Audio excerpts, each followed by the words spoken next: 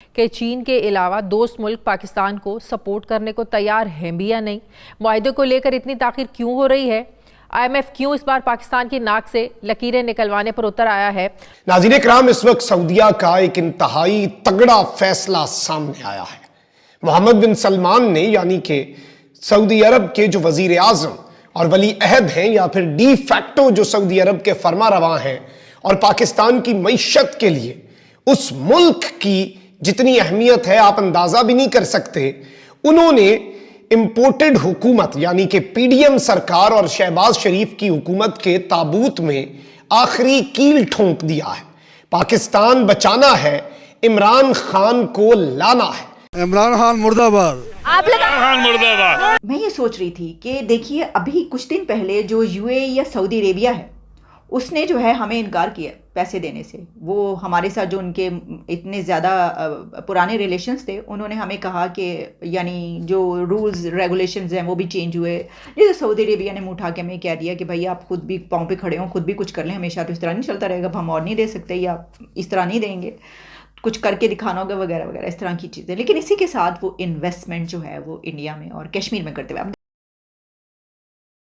दोस्तों नमस्कार, जय हिंद। आप सभी का स्वागत है 9 टॉक इंडिया के एक और वीडियो में। मैं हूं गौरव। तो दोस्तों, पाकिस्तान के लिए एक छोटी सी खुशखबरी आई है। वो ये है कि फ्रांस ने पाकिस्तान को $55 मिलियन देने का फैसला किया है और ये देने जा रहा है वो पोलियो के नाम पे। अब पोलियो को लेके पाकिस्तान के अंदर बड़ा ही इंटरेस्टिंग कहानी है। मतलब कई सालों से पाकिस्तान बिल गेट्स समेत दुनिया के कई देशों से पोलियो ख़त्म करने के नाम पर भीख ले रहा है, पैसे ले रहा है, लेकिन आज तक पाकिस्तान के अंदर से पोलियो कभी ख़त्म नहीं हो पाया, या फिर यूँ बोलो ख़त्म करना चाहते नहीं हैं, क्योंकि इसी बहाने पाकिस्तान को कई $मिलियन बिलियन मिल जाते हैं अपने जेब में, इनके लीडर्स को अपने जेब में डालने के लिए, बाकी जनता जाए भाड़ में। लेकिन एक तरफ पाकिस्तान के अंदर में जो पॉलिटिकल ड्रामा है वो अपने इस वक्त सबसे ऊपर के लेवल पे है और आए दिन कुछ ना कुछ भयंकर ड्रामा चल रहा है। लेकिन इसी बीच में कंपटीशन भी लगा हुआ है पाकिस्तान के अंदर में कि सबसे बड़ा भीख मांगने वाला भिखमंगा पाकिस्तान के अंदर में कौन है जो अच्छी इंग्लिश बोल लेता हो और विदेशों में जाकर पाकिस्तान के लिए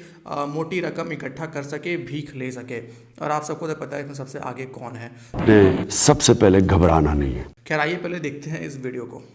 नाजरीन, अब तो अपोजिशन ने भी जनाब वज़ीर ख़जाना के न्यूक्लियर एसेट्स पर दिए गए जो सेनेट पे उनका बयान था डार साहब का, उस पर सवालात उठाने शुरू कर दिए हैं। शाह महमूद कुरैशी का मानना है कि कौम को बताया जाए कि हुकूमत से IMF ने आखिर मुतालिबा किया क्या है और इसहाक डार ने सेनेट में एटमी असासों की बात क्यों की, क्यों ज़रूरत महसूस हुई उनको, क्या कहा शाह महमूद कुरैशी साहब ने। देखिए, सवाल उठता है इसहाक डार साहब ने ये बयान सेनेट के फ्लोर पे क्यों दागा। फ्लोर ऑफ द हाउस पे एक सिटिंग मिनिस्टर स्टेटमेंट देता है तो उसको जाती नौयत का स्टेटमेंट आप नहीं कहेंगे, वो एक ऑफिशियल स्टेटमेंट कहलाएगा। है वो वजीर खजाना और बात कर रहे हैं एटमी असासों की। सवाल ये है, क्या उनका ये सब्जेक्ट है, क्या उन्हें ऐसी गैर जिम्मेदाराना गुफ्तगू करनी चाहिए थी कि पूरे मुल्क में एक स्पेकुलेशन ने जन्म ले लिया है। नाजरीन, हुकूमत जवाब दे रही है कि IMF डॉलर्स देने से पहले हुकूमत पाकिस्तान से दोस्त ममालिक की तरफ से $6 अरब की गारंटियां मांग रहा है, लेकिन यहाँ भी हुकूमत के पास कोई क्लियर जवाब ही नहीं है। अभी मैं ये खबर पढ़ रही थी कि अब इजलास जो है वो मार्च 2023 की बजाय अप्रैल 2023 तक मौखर हो गया है। मीन्स कि अभी भी स्टाफ लेवल मुआहदा होने की कोई तवक्को नहीं है। नाज़रीन, मुल्क में डॉलर्स के बहरान की वजह से सरमायाकारी ठप हो चुकी है। दरामदी माल बंदरगाहों पर पड़ा ख़राब हो रहा है क्योंकि ज़ाहिर एलसीज नहीं खुल रही हैं। स्टॉक मार्केट में भी मंदी ही मंदी है, जिसके बायस आए रोज़ सरमायाकारों के अरबों रुपए डूब रहे हैं।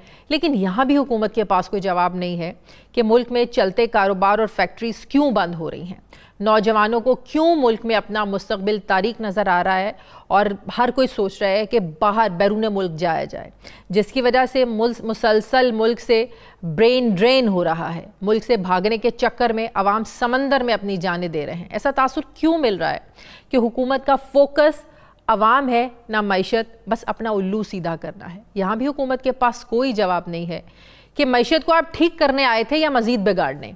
क्या ये ट्रस्ट डेफिसिट की हुकूमत को जिम्मेदारी लेनी चाहिए क्या आईएमएफ मुल्क में सियासी चपकलिश को देखकर अपने फैसले तरतीब देते हैं? क्या आईएमएफ का मौजूदा इत्तेहादी हुकूमत पर एतबार न करना, क्या ये मौजूदा जो हुक्मरान बैठे हुए हैं इनकी नाकामी तस्वुर किया जाए? लेकिन इस सब में इंटरनेशनली भी अब ऐसी न्यूज आ रही हैं जो शहबाज शरीफ गवर्नमेंट पर बिजली बनकर गिर रही हैं, या फिर यह कहा जाए कि शहबाज शरीफ की हुकूमत के पैरों के नीचे से जमीन खिसका दी गई है और अब वो इस तरह से हवा में मुअल्लक है। क्योंकि आप देख लें कि दो तीन चीजें, एक अगर कोई कहे कि इस हुकूमत में आने का इन्हें क्या फायदा हुआ, इन्होंने सियासी खुदकुशी की, तो ये कहना गलत होगा। इन्होंने अपना हर वो फायदा लिया जो ये लेना चाहते थे, अपने मजे इन्होंने ले लिए। शहबाज शरीफ ने शेरवानी का ख्वाब पूरा कर लिया, वजारतों के मजे ले लिए, प्रोटोकॉल के मजे ले लिए, और सबसे अहम तरीन कि अपने आप को इन्होंने खुद NRO 2 जो है उसकी तकमील को यकीनी बनाया।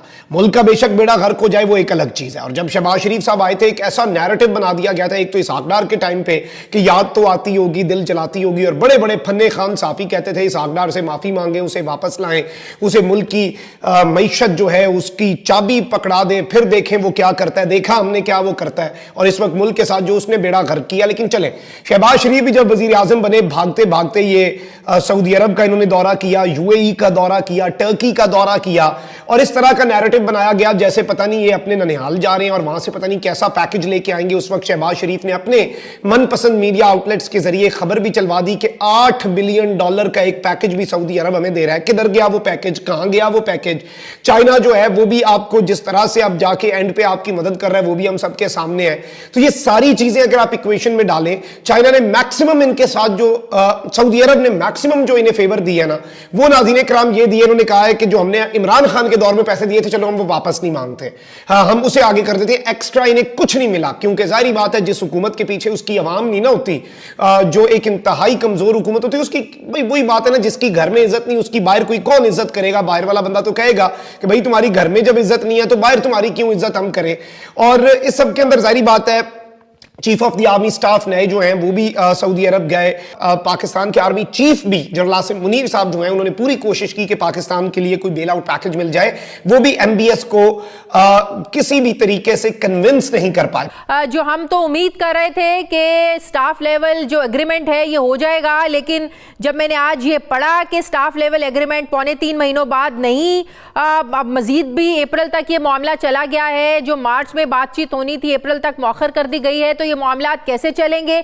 दूसरा, मैं ये भी पढ़ी थी कि सऊदी अरब ने भी जो ये डिसीजन लिया है कि अब इजी बेल आउट्स पर पाकिस्तान को पैसे नहीं मिलेंगे। अब इजी मनी भी सऊदी अरब भी अब पाकिस्तान को देने को तैयार नहीं है। तो कैसे ये माशी मामलात हमारे चलेंगे डॉक्टर साहब? बिस्मिल्लाहिर्रहमानिर्रहीम। आपने माशाल्लाह बहुत मुनासिब इंट्रोडक्शन दिया है। इस वक्त सवाल जो पैदा हो रहा है कि हर जिसे कहते हैं इक़दामात लेने के बावजूद IMF का प्रोग्राम आगे नहीं बढ़ रहा है, और बीच में ये बात हुई है कि शायद कुछ और ऐसे शराइत रखे जा रहे हैं जिनका इकॉनमी से कोई खास ताल्लुक ना हो। ये वही शराइत तो नहीं है जिसका मैं इंट्रो में जिक्र कर रही थी हमारे एटमी प्रोग्राम के हवाले से?